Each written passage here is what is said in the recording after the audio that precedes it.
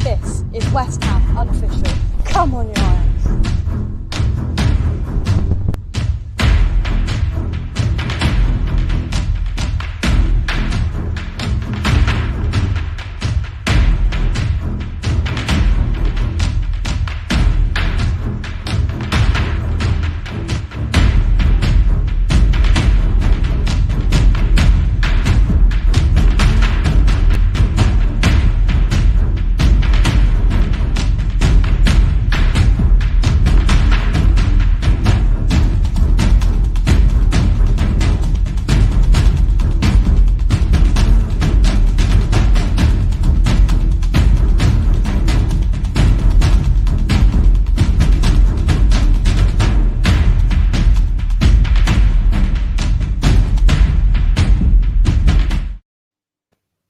Yes, guys, it's the Premier League round-up show here on West Ham Unofficial. I hope you are all well. As always, this week we are back to review the round of Premier League games. I'm joined as always, firstly by Shaun. Shaun, how are you? Good evening, not too bad. Hope you're all well. Good. I'm also, of course, we've got to be joined by Josh. Josh, how are you? I'm good, thank you. How are you? Yeah, not too bad at all. Before we get into it, though, we will start off with Watford 0, Liverpool 5. But before we do get into that, we'd like to thank our huge channel sponsors, SRM Carver and Son. Check them out by using the link in the description. Our fantastic channel sponsor here on West Ham Unofficial are SRM Carver and Son. SRM Carver and Son provides crushing, screening and aggregate recycling services across southern England. If you'd like to find out more information on SRM, please click the link in the description down below to check out more information on their website. Thank you very much to SRM Carver and Son for sponsoring West Ham Unofficial, and come on, you Irons. Okay, then let's get straight on in with it. With Watford 0, Liverpool 5, and Shaun, we'll come to you first. Oh, well, this is typical Liverpool, wasn't it? They just put the pedal down. I think Salah's in flying form. He's gonna take. I know it's early days, but he's gonna take some pegging back with his golden boot this year, I think. Obviously, Watford changed their manager, didn't they, a couple of weeks ago? I think this is typical of their owners. I think they were seen as being a bit boring. And with a tough run of fixtures coming up, thought they'd change it for Ranieri. I know Ranieri won the Premier League with Leicester, but he also couldn't keep Fulham up, don't forget. And to be honest, I didn't see this game. I've heard plenty about it because I went to watch Bristol City Bournemouth on Saturday afternoon. So I was listening to this on the radio. And from what I could tell, he thought it was a good idea just to sit off, basically. Not push up, sit off. Massive gaps between midfield and defence. Now, I know I said about the Tottenham Arsenal game the other week about you set a team up literally to throw in the game, and you play a team like Liverpool, you don't leave a gap in the middle for Firmino to come and pick the ball up, do what he wants. I think Danny Rose has been a good signing for Watford, but he was left so exposed on his own. No one was tracking back. So, yeah, it's going to be tough for Ranieri. We should have a little poll, really, to see if he lasts the season, see how that goes. But, but Liverpool, I don't think Liverpool, Chelsea and Man City, I don't think any of the three are going to lose many games. I think I agree. It will be decided on the results against each other and who has the odd draw, which there's other tough games in the league, like Brentford, Liverpool drew. Although Brentford deserve that draw, it has to go down as a minor slip-up. Do you know what I mean? And I think that is how the title will probably be decided, because I don't see... United might beat one or two of them on your day. United are class, but Liverpool aren't going to lose many games. So it's just when they can just drop a few points, but it'll go to the wire. But let's see with Ranieri. That's more interesting than that rubbish in the top. Yeah, definitely. Let's see who's in the chat. Peach, I hope you are well. My man, Gaz is in as well. Hope you're well, Gaz. All the Garys are coming in. Gary, hope you are well. Everybody's saying, Watford sacking by Christmas. That is the Watford way. That is for sure. Next game, Josh, I will come to you. Not as much as an exciting game, I can imagine, but Southampton 1, Leeds 0, Josh.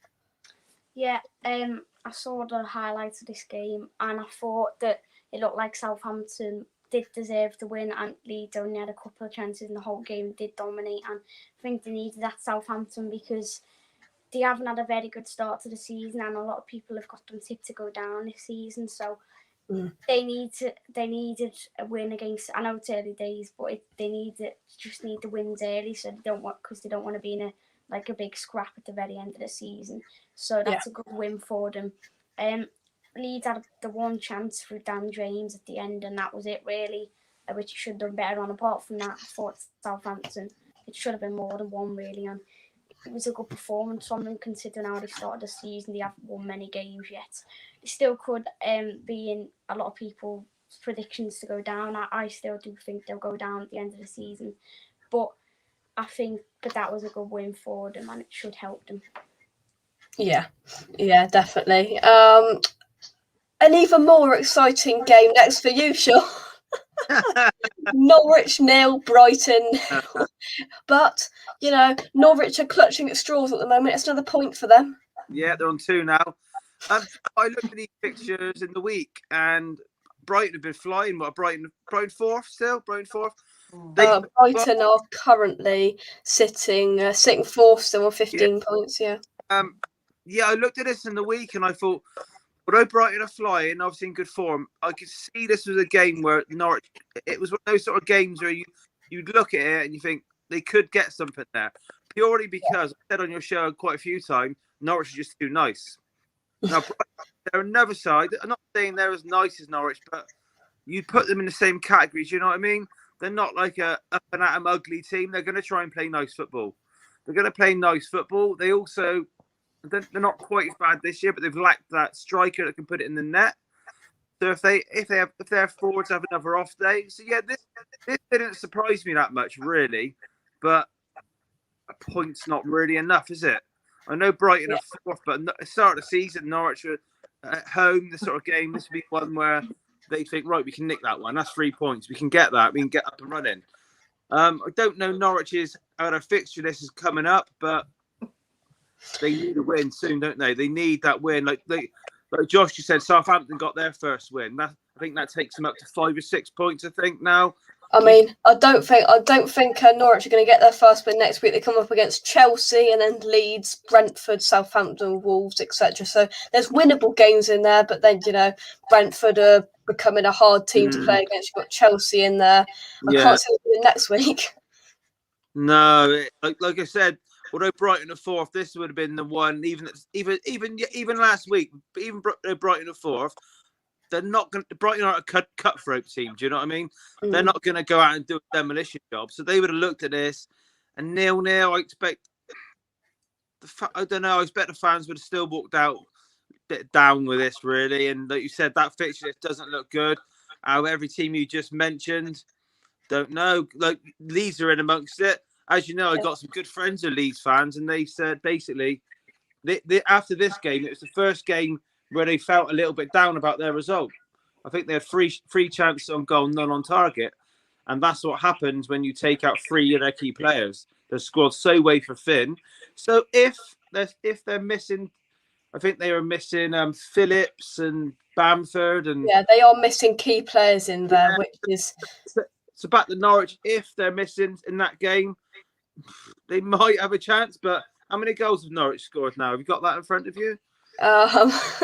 This season, Norwich have scored throughout the whole of the season. Right, the start of the season there, so they scored none there. 1, 2.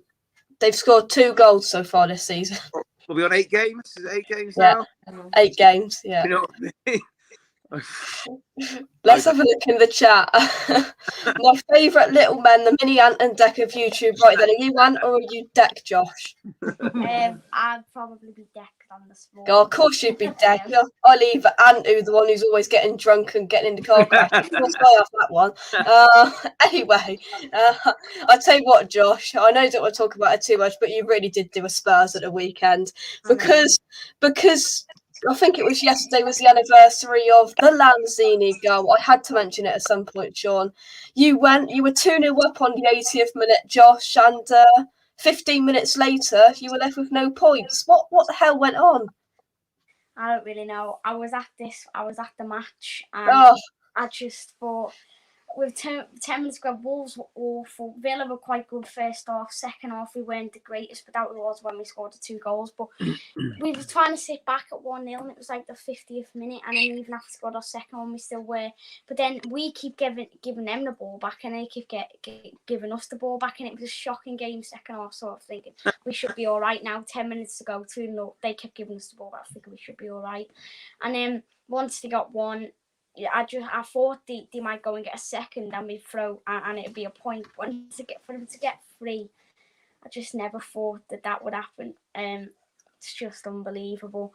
When that it was such a fluke, the third goal as well. I haven't seen the foul back. I'm not sure whether it was a foul or not. I don't know. I haven't seen it back. I don't want to watch it back.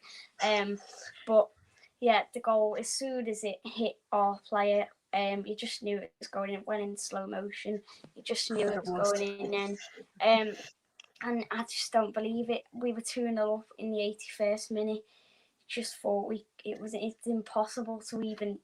But if maybe conceding 1 is all right, but then to see 3, it's just ridiculous. I thought, I'm sorry, Josh. I'm sorry. Most of our team just didn't play well. First off, we were restricted to long shots. A few of them nearly went in, to be fair, but again, no real clear-cut chances. Ings had the one. It was a good save by the keeper. And that was it, really. Apart from the 2 goals, just restricted to long shots, and the one chance wasn't really the greatest performances. But again, we had players injured, not using that as an excuse. But I just want to see us with our full team fit. The only game where we've had our full squad fit has been the Everton game, and we won 3-0. So I think that's just like drop that in there, didn't you? Yeah. That just makes a difference. When you have your full squad fit, like at the moment we have Traore and Bailey, who's probably our best player, out at the minute, and a few more as well. Sanson, the midfielder, he's also injured. Keenan Davis as well. So there's quite a few who are injured, and it's not ideal really, because now we have in the Premier League there's so many fixtures just squeezed in, and when you haven't got your full squad, it's hard. But yeah, I just don't know how we lost, to be honest. It was unbelievable. It was coming Not ideal, but the big question is, we take you on in about 12 days' time. Are you going to the game, Josh? I'm not sure, because it's a 4:30 kickoff. I'm not sure. I might be, but I don't know. It's a Sunday 4:30 kickoff, so I'd have to get back to school and everything, but I don't know. It's not ideal. It's not ideal. I'm going to be there. Hopefully you'll be there. It's not an ideal, but you know, hopefully you'll be there to see Antonio nod one in, to see West Ham take all 3 points away from Villa Park. Next game, you've gone from one extreme to the other, Shaun. You've gone from a 0-0 to a 4-2. Where do you start? Leicester 4, Man United 2. Well, Gary Neville went hard on this one on the Monday night show last night, didn't he? You could see it coming. Well, United got tougher in the games, haven't they? I think this was the start. I think if they got Atalanta tomorrow or Villarreal, something Atalanta like that. tomorrow. Atalanta, is it? Yeah. Do you know what I mean? I've said for a while, Ollie's up against it. I keep reading that the board are fully behind him, but I don't know if the board are fully behind him, or is it they've shot themselves in the foot and his whole coaching staff are all united. Do you know what I mean? Like, you've got your Carrick, you've got Fletcher, you've got Phelan is the assistant. He's been the coach, been there years. He's given a new contract. Usually, if a head coach goes, the team goes. But all these around him, they're all sort of similar, sort of united people. So I don't know whether the board have made that mistake then, where it's hard to sack him. But this doesn't surprise me at all. I don't think Leicester have been in great form this season. I know Vardy's got a good record against all the big, like, 6 sides, the rich 6 they're called now. But I don't see United in. I think a few people are overreacting now, saying that United might slip out the top 4 because they've still got those players there. Do you know what I mean? But they've got those players there, which is brilliant. But the downside is they've got those players there. So they've got those players there, and it's almost like, how do you get them all on the field? As soon as you've got these big players coming on 250 grand a week contracts, which half of them are on, they bring egos. They all want to play. If they're not playing, they're sulking. Like Sancho's been rubbish since he's come over here, Awful. and I don't think he's been dropped yet. I'm sure he started the other day. Ronaldo is world class as he still is. I think it's people are now opening their eyes. He can't close down anymore. So the work rate just isn't there. And I don't know if Cavani's fit or not, but that was one of his main qualities. Even as like a 33-year-old or whatever he was last year, he does not stop running, Cavani. No, I'm not saying drop Ronaldo, obviously, because you can't do that, but he's just chucking on the field the egos. The players are almost picking themselves. Was it a couple of weeks ago he brought off Ronaldo and he had a bit of a sulk, Ronaldo. Then I think he rested Ronaldo against Everton, was it last week? And then Fergie was overheard in an interview with this MMA fighter saying, "Oh, you've got to pick your best player." So that's the sort of pressure that Solskjaer's got. I don't rate him as a coach, but when the legend Fergie's been caught on social media, been filmed, got to pick your best players. All right, that's what Solskjaer's gone out and done. He's probably picked his best 9 or 10 available, and then the balance is all wrong. So it just I know I'm not going to mention Leicester because they've been a bit in and out, but United, he's a bit of a puppet, maybe. Do you know what I mean? Someone's got to really get hold of it and say, right, sod you, I'm going to pick the team. I don't care if it's some unfashionable players in the side. The fans don't want this Fred and McTominay, which I sort of get because the names aren't very fashionable. And then as soon as you put Pogba in centre midfield again away from the left, it goes wrong. Don't know. The balance is all bad. I think they got Liverpool at the weekend. So they lose to Leicester. They got Atalanta tomorrow and Liverpool. Okay, let's chat next week and let's see where they are and see where Ollie is. He could be in the dole queue. He could be. He certainly could be. Let's have a little look in the chat. Man United aren't winning nothing. They just can't find a balance. Cyber, hope you are well, my friend. We have got Jake versus Josh coming up. West Ham versus Aston Villa. It's going to be a good one. That is for sure. Right then, let's move on. Josh, the game you've got is Man City 2, Burnley 0. What did you make of that? I thought when I was watching the highlights after, I thought that once City scored, you just think the floodgates would open. But Burnley had a few chances. Cornet, the new winger, he had a couple of chances. One was saved, and then one like in the same move was just put over the bar. And I think Brownhill had one. And I can't remember the rest, but Burnley had about 4 chances in between City's first and second goal, and I thought they were going to score. Well, obviously I knew the result, but you'd think they were going to score. But yeah, it was like I thought Burnley, fair play to them, they don't have a very good record at the Etihad. They get battered by about 5 or 6, but then they didn't. They kept the score respectable. And they probably deserve to score. Maybe not get... Well, they could have got at least a draw, maybe, I think. But yeah, they played quite well. But City just better for the goal. Oh yeah, 100%. They are at times unstoppable. When the teams they put out, sometimes they can put their second or third choice sides out and goalkeepers out. I mean, this just bang bang bang, just chuck them out, give him a rest, blah blah blah.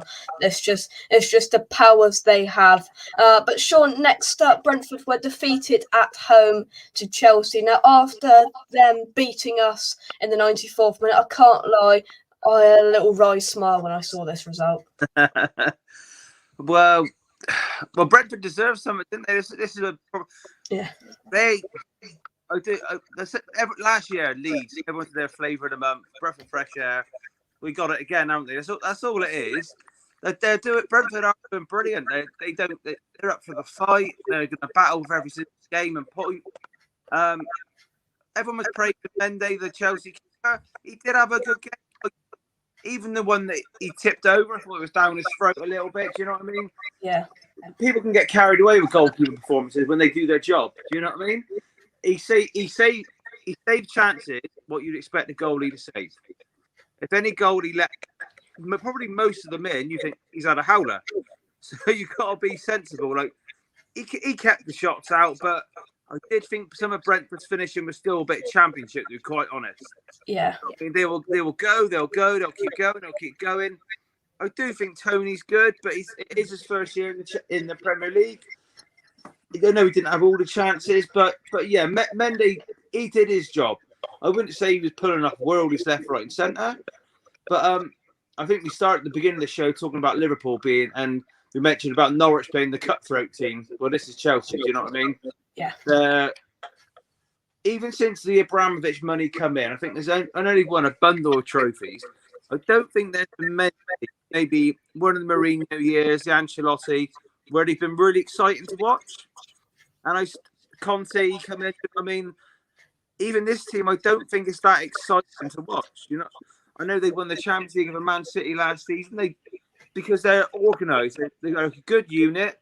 Don't think Lukaku's coming absolutely flying either. I think you can mark him out the game if you're sensible. But this is Chelsea, and I think these are the sort of results that they're just going to nick. So 1-0 away to Brentford, they just get on the coach and take a 10-minute drive at the road. I don't think this is a big shock, is it? I think this sort of thing, I didn't expect them to go there and steamroll Brentford. Whereas Liverpool will go down, go for it, open end to end, and get 3. And if the other team scores 1 or 3, Liverpool go for it. That's not Chelsea. They'll go there, keep it tight, 1-0, and that's them. And yeah, that's the whole season. Yeah. And just in time, coincidentally, just in time, we must have thought that we were just about to come on to West Ham 0, Everton 1. Oh dear. Grandad, I hope you are. And I believe I've heard breaking news in that it's Grandad's birthday. John, it's your birthday on Thursday, and I'm hearing that on Thursday Josh is going to come round and sing you happy birthday with his Aston Villa shirt on. Is that right, Josh? Yeah, but I'll have to have my Villa shirt on, wouldn't I? You'd have to. Grandad's a bit down, but you know, it's your birthday on Thursday when we'll be beating Genk in the Europa League. You'll be eating plenty of cake, so you'll be all right. Jake loves the 4-0 song, but what does he think about the Jared Bowen song? Did you hear, Grandad? Did you hear the Jared Bowen song that we have created as a West Ham fan base? Josh, have you heard it? I haven't heard it. I saw it on one of your titles of the video, or it might not have been yours. I can't remember who I saw it. Probably was the new Pablo Fornal song or something. But oh yeah. The Pablo Fornal song was class, but this one, this Jared Bowen is definitely a good one. I won't say it because it's probably not as PG as some people would like. So we'll leave it. But after you've watched this, people watching, if you haven't seen it, you probably all have, but make sure you go and check it out. But Everton 0, West Ham 1. Grandad, get your analysis in the chat. And Josh, what did you make of the game? I've heard what Grandad said, because on Sunday I was not in a mood for watching any football after the Villa game. But and I've watched a few highlights as well, and I thought that he definitely deserved that. Everton didn't get go. They had a good spell at one point, but they didn't really get going for the first about 20 minutes or so. Iwobi, the one where he just tried to control it and just pretty much he was awful. Iwobi. I don't know how, was it 40 million or 35 million he went for? 35 million quid, and he missed an absolute sitter. Yeah. I just thought Everton. Yeah, I think they Ogbonna, it was a header win from the corner. I think the Ogbonna goal. Yeah. Very good goal. Yeah. And out of all the scorers, it was a defender as well. But yeah, I thought definitely deserved it. Another good win for you. But yeah, for Everton, very disappointing. I think the core is now got an injury. I don't know if it happened in that match, but I know he's now for 8 weeks in operation on his leg, I think. Yeah. But yeah, it wasn't a very good performance from Everton, and just never really got going. Everton did. I think West Ham just controlled the game. With that Iwobi one was just ridiculous. Oh, yeah. Grandad's heard it, so probably we'll leave it there. Oh, yeah. Some people who are saying Bowen's on fire. He's holding hands with Danny Dyer. Yeah, Peach knows as well. Peach knows the real words to that song. Right, I'm not even going to reply to all of these. Find out tomorrow, Steve. I'm not even giving you the airtime. Right, so next up, and as if it's perfectly come to this game, Newcastle 2, Tottenham 3. But before we get to that, we'll have a little look at what Grandad said. He said the first 20 minutes we weren't even in the game. We didn't even have the ball, and don't mention Iwobi. Yeah, I thought I was surprised, and you could definitely tell the difference between Richarlison and Calvert-Lewin and Rondon and Damari Gray. You can definitely see the difference there. Everton just never turned up. Their fans didn't turn up. Their players didn't turn up. It was like, yeah, I was surprised. I was surprised at how poor Everton was. Rice ran the game as per usual. Yeah, happy days. Vlasic is a flop. He's going to drop. Right then, let's get on to this game. Come on then, Shaun. Newcastle 2, Spurs 3. Were you a little bit nervous when that Callum Wilson header went in?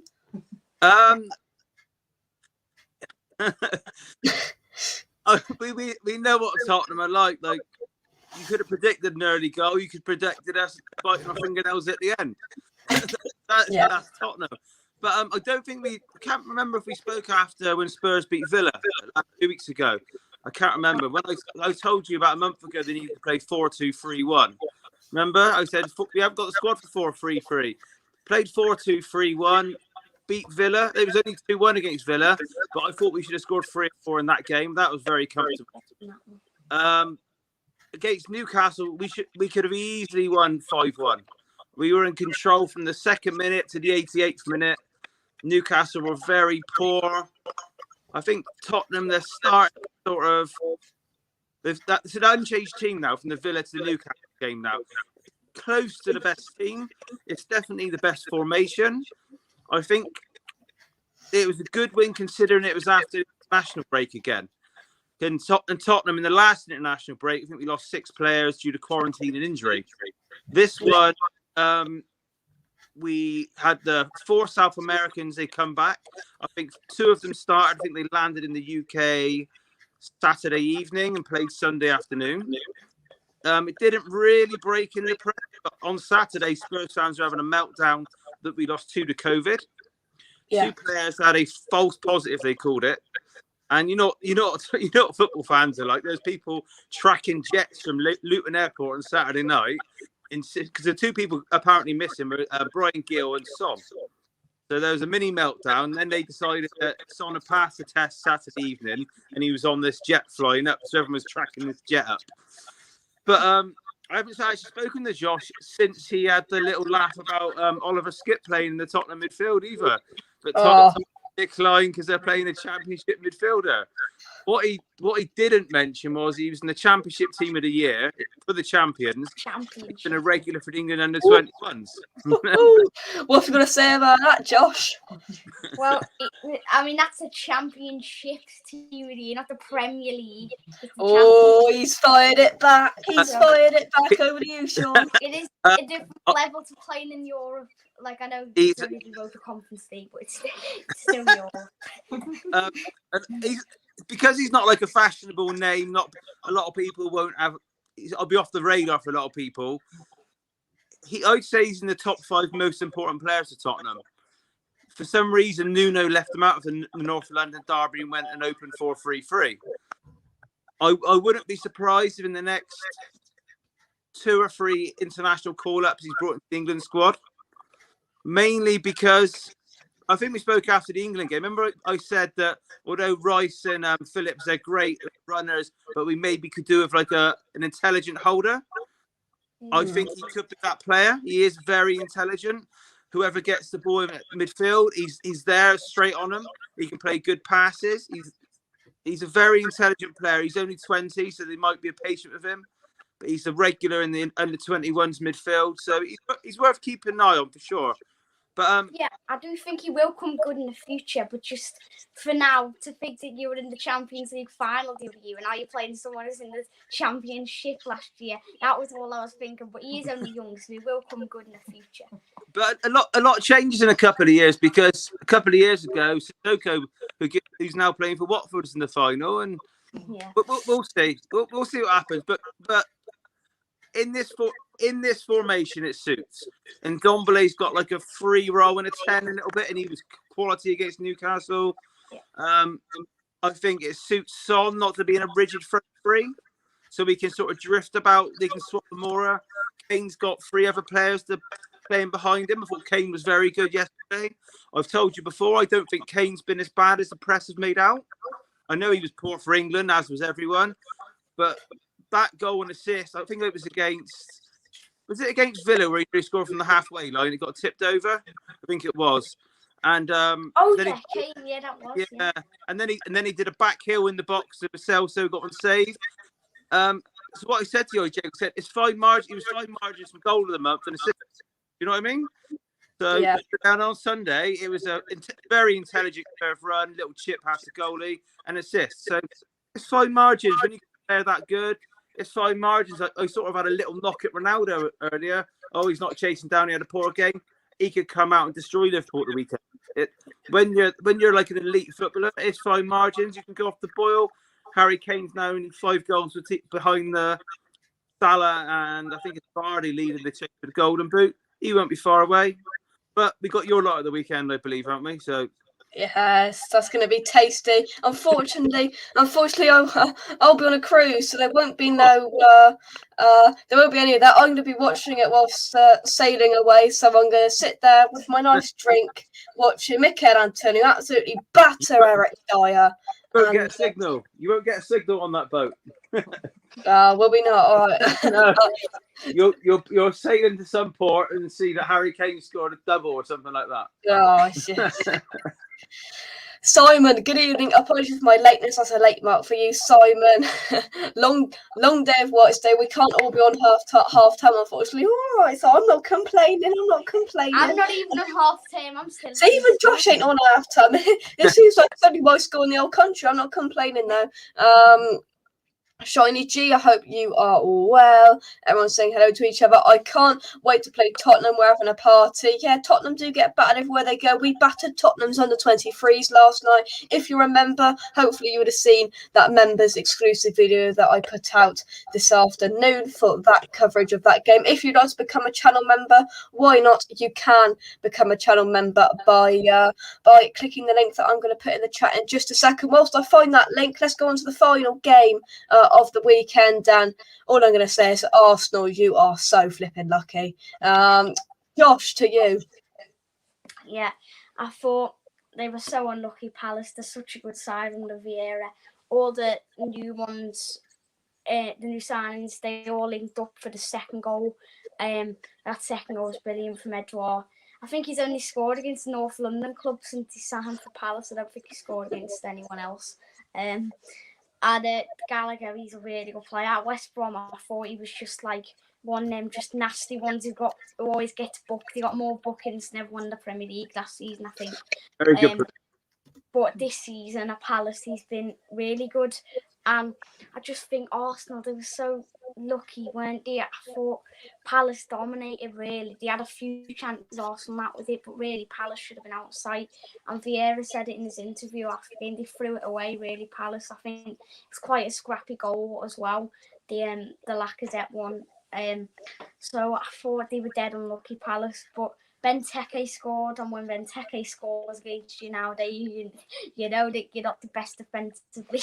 And yeah, I just thought they were really, really lucky to get a point, Arsenal. And I think Palace, they had a really tough start under Vieira. They lost like the first 3 games until they went to your place and got a point. But then since then, they've been quite good. They hammered Spurs, and they've beat a few other teams as well. And I think they might have a chance of maybe to being ambitious for them. Might get top 10 this season the way they're playing, because they're such a good side in the Vieira, complete opposite to under Hodgson, where they were quite defensive. I think they've brought in a few attacking plays and like to sort of attack basically now. Elise, the one they brought in from Reading in the summer, he's a bargain. He got the assist for Edward's goal as well. All three new signings linked up for that second goal: Gallagher, Elise, and Edward. But yeah, they're really unlucky, Palace, and very lucky from Arsenal. Yeah. There we go. So that is the Premier League roundup show done. Josh and Shaun have had a little bit of a debate about Oliver Skip tonight, completely just off the cuff. That's what we love. That's what we love. We've covered Watford 0, Liverpool 5, Southampton 1, Leeds 0, Norwich 0, Brighton 0, another enthralling game. Aston Villa 2, Wolves 3, Leicester 4, Man United 2, Man City 2, Burnley 0, Brentford 0, Chelsea 1, Everton 0, West Ham 1, Newcastle 2, Spurs 3, and Arsenal 2, Crystal Palace 2. Happy birthday, Grandad John, for Thursday. Thank you very much. Let's have a look at some comments. Jake, you did a great interview with the Everton and Liverpool Food Bank. Good publicity for them. Thanks. Yeah, no worries. That was fantastic to speak to Ian, the MP for Everton and Liverpool, and helper and a founder of Fans Supporting Food Bank. So check out my match day vlog from the Everton game to find that interview out. And now we've Ain't Josh, here we go, Ain't Josh good? We have 2 future best young content creators in our midst. There you go. See? Thank you very much. Arsenal was so lucky. Gallagher, top quality, he certainly is.